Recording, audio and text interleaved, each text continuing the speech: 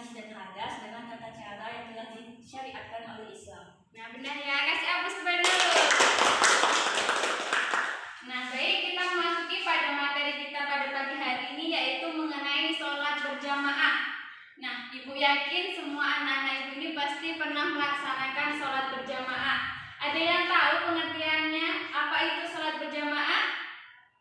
Sholat yang dilakukan bersama-sama. Nah, baik, ibu itu jelaskan kembali ya, bahwa sholat berjamaah itu secara bahasa jamaah artinya berkumpul atau bersama-sama. Sedangkan secara istilah sholat berjamaah adalah sholat yang dikerjakan secara bersama-sama, satu menjadi imam dan yang lainnya menjadi makmum. Nah, coba diulangi lagi tadi apa sholat berjamaah?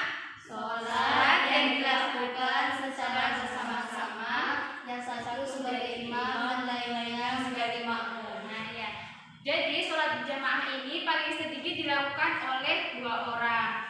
Nah, jadi dari sini dapat kita ketahui apa perbedaan antara sholat berjamaah ini dengan sholat. Tahu apa perbedaan antara sholat berjamaah dengan sholat munfarid atau sholat sendiri? Adakah yang tahu perbedaannya? Nah, silakan Kalau misalkan sholat berjamaah itu sholat yang dilakukan secara bersama-sama, ada imam dan ada makmum. Kalau sholat munfarid itu sholat yang dilakukan sendiri. Betul ya, kasih aplaus kepada Ustaz. Baik. Jadi dapat kita lihat di sini ada persamaannya. Kita lihat dari unsur-unsurnya. Itu sholat munfarid dan sholat berjamaah itu sama-sama berkaitan dengan pelaksanaan sholat fardu dan sholat-sholat lainnya. Maksudnya bagaimana bahwa sholat munfarid dan sholat berjamaah ini berkaitan dengan sholat fardu. Misalnya dalam sholat subuh, sholat zuhur, sholat asar itu bisa dilaksanakan dengan sendiri maupun sholat berjamaah. Dan kemudian apa perbedaannya? Bisa kita lihat bahwa sholat munfarid itu tidak melibatkan 2 orang atau lebih sebagai satu kesatuan. Sedangkan sholat berjamaah itu melibatkan 2 orang atau lebih sebagai satu kesatuan. Kemudian apalagi perbedaannya? Dalam sholat munfarid ini tidak ada yang berperan sebagai imam maupun makmum. Sedangkan sholat berjamaah ada yang berperan sebagai imam maupun yang menjadi makmum. Sampai di sini paham? Paham, Bu. Baik, kita masuk kepada hukum dan dalil sholat berjamaah. Sebelumnya ada yang tahu apa itu hukum sholat berjamaah? Ada yang tahu? Jadi sholat berjamaah ini jumhur ulama sepakat bahwa hukumnya sunnah muakkad. Ada yang tahu apa itu sunnah muakkad? Sunnah yang dianjurkan. Nah, jadi ya sholat berjamaah ini hukumnya adalah sunnah muakkad, yaitu sunnah yang sangat dianjurkan. Sebagaimana Rasulullah jarang sekali meninggalkannya. Nah, sebagaimana hadis sesuai yang diriwayatkan oleh Muslim. Silakan yang ingin membaca siapa? Silakan Melani. An Abdullah bin Umar anna Rasulullah sallallahu alaihi wasallam qala salatul jama'ati tafdul salatal fajri bi sab'i wa ismina darajah. Artinya dari Ibnu Umar bahwasanya Rasulullah sallallahu alaihi wasallam bersabda, salat berjamaah itu lebih utama daripada salat sendiri, sebanyak 27 derajat. Hadis riwayat Muslim. Nah, bagus ya. Jadi di dalam hadis ini dapat kita ambil kesimpulan bahwa pahala orang yang sholat berjamaah itu 27 derajat dibandingkan sholat Sendiri. daripada pahala orang yang sholat sendiri. Nah, kira-kira anak ibu lebih suka sholat berjamaah atau sholat sendiri? Berjamaah. Iya. Jadi harus rajin-rajin ya sholat berjamaah. Iya, Bu. Nah, kemudian ada dalil yang berkaitan dengan sholat berjamaah tertera dalam surat An-Nisa ayat 102. Silakan siapa yang mau membaca? Silakan Firna.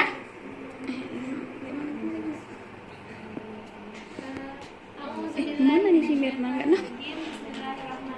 Wa in kuntum fihim fa wa in kuntum fihim faqamtu Lahumus sholata salata faltakum ta'ifatum minhum. Artinya, dan apabila kamu Muhammad berada di tengah-tengah mereka, lalu engkau hendak melaksanakan sholat bersama mereka. Nah, bagus ya. Nah, jadi dalam dalil tersebut juga menjelaskan bahwasanya Rasulullah pernah melaksanakan sholat berjamaah bersama sahabatnya. Paham? Paham, Bu. Baik, kita masuk materi selanjutnya yaitu mengenai syarat sahnya imam dan makmum. Sebelum kita membahas syarat sahnya imam dan makmum, ada yang tahu apa itu syarat sah? Ada yang tahu apa pengertian syarat sah? Syarat menyebabkannya sah. Syarat yang harus ada agar sah. Nah, benar. Kasih aplaus kepada Nina. Jadi syarat sah ini harus dipenuhi sebelum seseorang itu menjadi makmum maupun menjadi imam. Nah, kita masuk.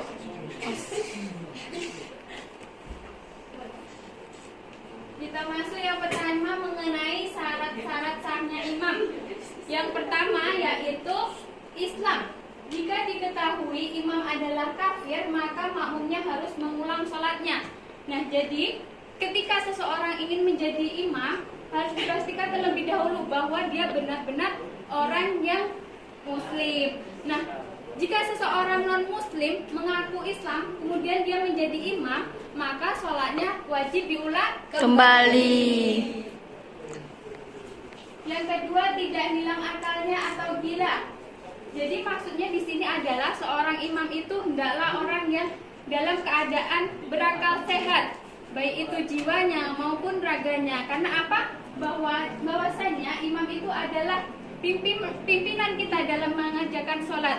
Maka dia harus dalam keadaan yang berakal sehat. Sampai di sini ada yang ingin ditanyakan? Tidak. Baik, kita lanjut yang ketiga yaitu mengenai balik. Syarat yang ketiga yaitu balik. Apa itu balik? Ada yang tahu? Orang yang dewasa. Dewasa? Apa itu balik? Nah,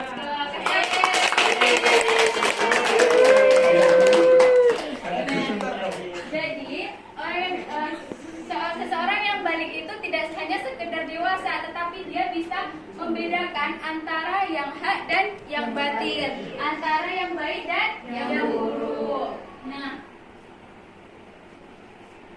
jadi syarat yang keempat ini yaitu laki-laki. Jika terdapat makmum laki-laki, maka imam harus berjenis laki-laki. Nah, kemudian jika ada makmumnya itu perempuan, ada juga yang laki-laki, maka yang wajib menjadi imam itu adalah laki-laki. Kemudian yang kelima, tidak berhadas kecil maupun berhadas besar. Nah, syarat ini juga berlaku bagi makmum. Jadi ketika kita hendak melaksanakan sholat, hendaklah kita dalam keadaan yang suci, yaitu tidak berhadas kecil maupun tidak berhadas besar. Nah, karena apa? Ketika kita sholat, kemudian kita berhadas kecil maupun berhadas besar, maka itu dapat membatalkan sholat kita. Dan yang keenam, memiliki bacaan yang bagus dan mengetahui rukun-rukun sholat.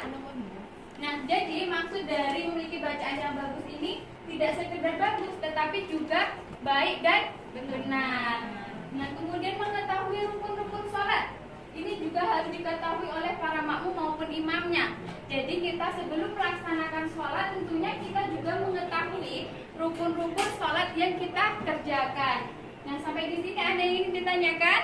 Tidak. Paham semua ya? Baik, yang terakhir yaitu pada waktu menjadi imam, ia tidak dalam posisi menjadi makmum. Nah, jadi ketika seorang imam itu menjadi pemimpin di dalam sholat, tentunya dia berada di depan makmumnya. Dan kemudian orang yang menjadi imam itu tentunya harus berniat menjadi imam. Kemudian juga tidak boleh ketika seseorang dia menjadi makmum malah dia berniat menjadi imam, maka itu sholatnya tidak sah. Nah, sampai di sini ada yang ingin ditanyakan? Tidak. Coba diulangi lagi tadi, apa syarat sahnya menjadi imam? Ya, Islam,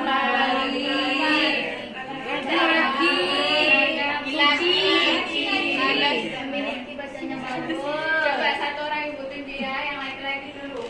Muhammad Zeki Mulyadi. Coba apa itu tadi syarat sahnya imam? Balik. Ya. Islam. Islam yang pertama, kemudian Balik. Ya, kaki memiliki bacaan yang bagus terus dan berakal sehat terus dan tidak berhadas kecil atau besar. terus satu lagi Berakal sehat tidak gila. jadi yang satu lagi itu posisinya tidak sebagai makmum. Nanti apa sama dia?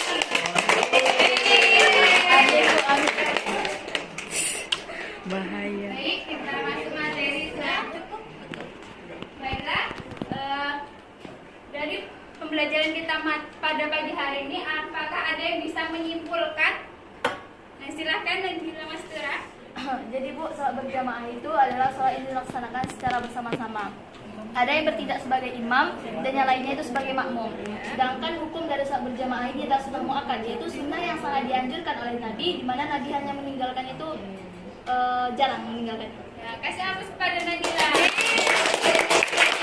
Baik, saya akan menambahkan sedikit bahwa kesimpulannya itu sholat berjamaah itu sholat yang dilakukan secara bersama-sama, 2 orang atau lebih, 1 orang menjadi imam dan yang lainnya menjadi makmum. Kemudian hukumnya yaitu sunnah muakkad, yaitu sunnah yang dikerjakan yang sangat dianjurkan. Nah, pahalanya itu 27 derajat daripada orang yang sholat sendiri. Nah, demikian pembelajaran kita pada pagi hari ini. Mudah-mudahan dapat kita pahami dan dapat diterapkan dalam kehidupan sehari-hari. Kita akhiri dengan bacaan hamdalah. Alhamdulillah. Baik, sekian. Mohon maaf apabila ada kesalahan. Wassalamualaikum warahmatullahi wabarakatuh. Waalaikumsalam.